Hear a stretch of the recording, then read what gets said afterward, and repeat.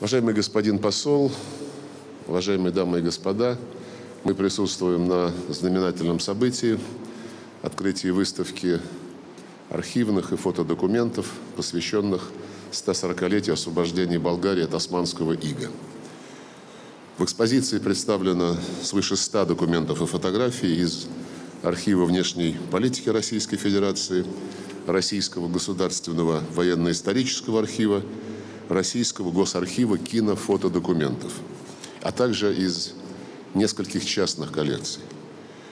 Многие из этих документов уникальны, в том числе манифест императора Александра II от 12 апреля 1877 года, обозначивший готовность русского народа, цитирую, «на новые жертвы для облегчения участи христиан Балканского полуострова». Здесь же представлен Сан-Стефанский прелиминарный договор, а также обращение болгар к канцлеру Горчакову с просьбой о заступничестве. В ответ на это обращение и в соответствии с указом императора мы, Российская империя, наши предшественники, проводили принципиальную линию в пользу создания единой и автономной Болгарии. С июня 1876 года по апрель 1877 канцлер Горчаков, принимая участие в напряженных переговорах, сделал максимум возможного для урегулирования ситуации политико-дипломатическим путем. А накануне заключения Сан-Стефанского прелиминарного мирного договора Александр Михайлович Горчаков рекомендовал нашему послу, который эти переговоры вел, Николаю Павловичу Игнатьеву, особенно твердо стоять на своем во всем, что касается Болгарии. В истории отношений между нашими странами, нашими народами русско-турецкая война 1877-1878 годов играет особую роль. Дружба наших стран, наших людей была скреплена кровью, пролитой во имя справедливости. Сегодня мы отдаем должное русским воинам и болгарским ополченцам, которые плечом к плечу сражались в тяжелейших условиях за независимость болгарской нации.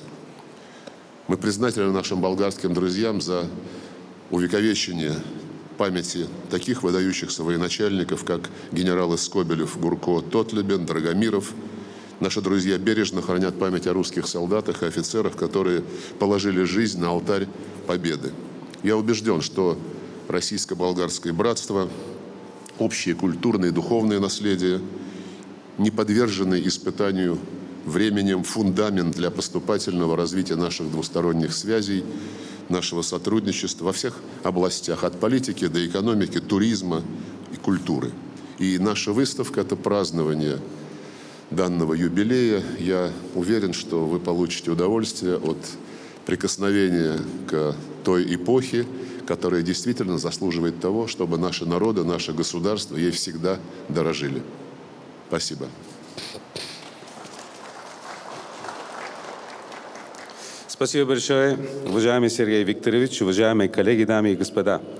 Я очень рад, что сегодня мы собрались в стенах Министерства иностранных дел России на открытой совместной выставке, посвященной знаменательному юбилею 140-летию освобождения Болгарии от османского ига в результате русско-турецкой войны 1877-1878 годах.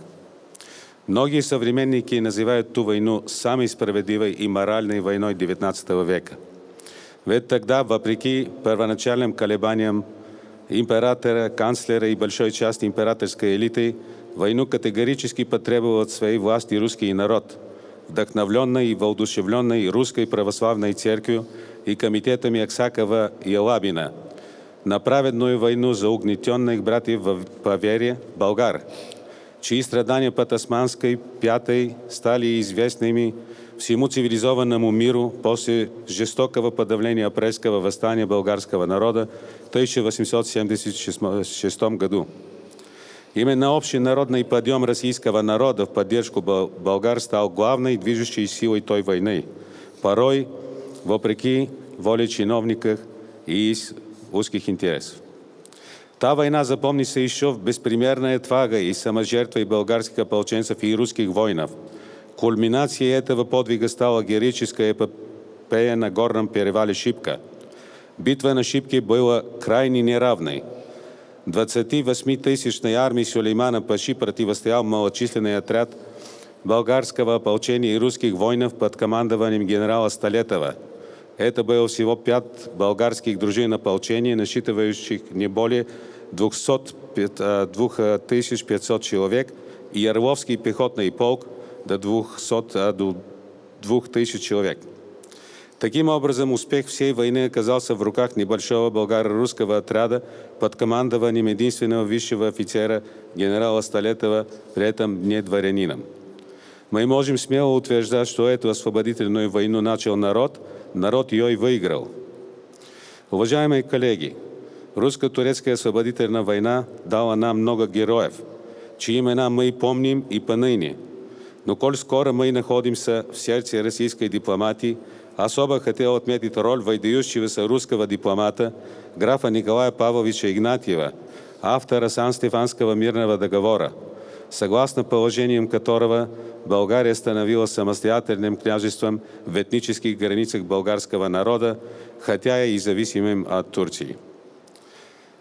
В октябре 1902 года, будучи в Болгарии, где его именем графа Игнатьева назвали в Софии улицу и школу, я закончил эту школу имени графа Игнатьева.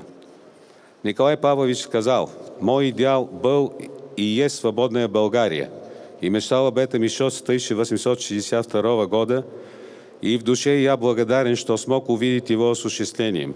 Мое сердце принадлежит болгарам, и я желаю болгарскому народу процветанию».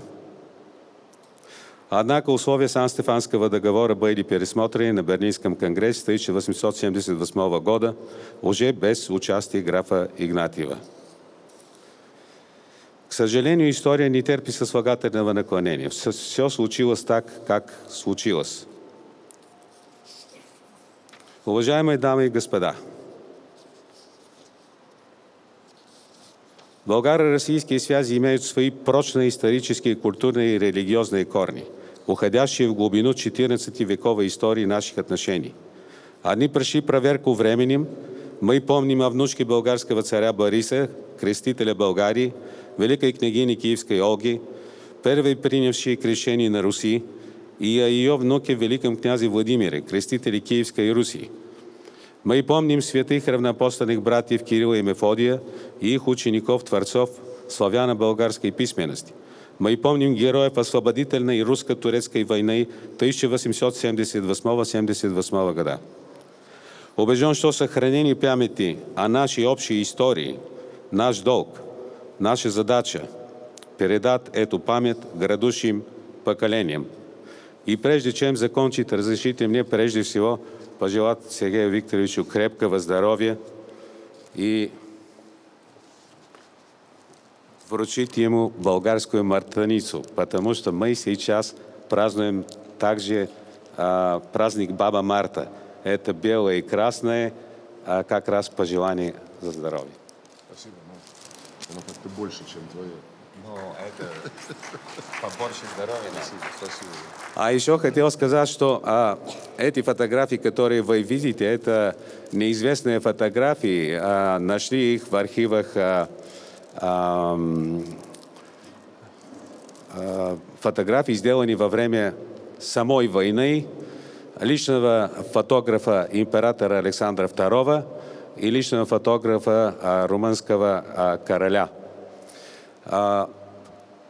Хотели бы, мы дарим эти фотографии Министерству иностранных дел для того, чтобы использовать и далее в их досточтимой работе. А вот это и дигитализированный образ. Спасибо. А еще позвольте вручить копию сигнального экземпляра, книгу, которую сделали совместно исторический факультет Софийского университета Святого Климента Охридского и военно-исторический фонд «Русские витязи» о русско-турецкой войне, освободительной для Болгарии. И здесь очень рады, что делаем совместно, потому что совместные проекты объединяют, а не разъединяют. Здесь Сергей Викторович может посмотреть и обращение российского посла Анатолия Анатольевича и мое скромное обращение к читателям. А в третьей части этой книжки все памятники, которые посвящены героям этой войны. Если понравится, пока читайте, будем рады. А еще никак нельзя пройти без шибки. Ваше лицо, Сергей Викторович, если вы не возражаете, вручит Министерство иностранных дел картину «Шибки» на память героев тех времен, которые воевали за свободу Българии. Я убежден, что найдется достойное место в досточтимом Министерстве иностранных дел для того, чтобы поставить. Картина нарисована народным артистом Татарстана, заслуженным артистом Российской Федерации, гражданином России и Болгарии Илязом Айдаровым. Спасибо. А сейчас, если позволите, попросить солнечный поздрав от болгарской розы. Ну, хорошо. С праздником. Спасибо.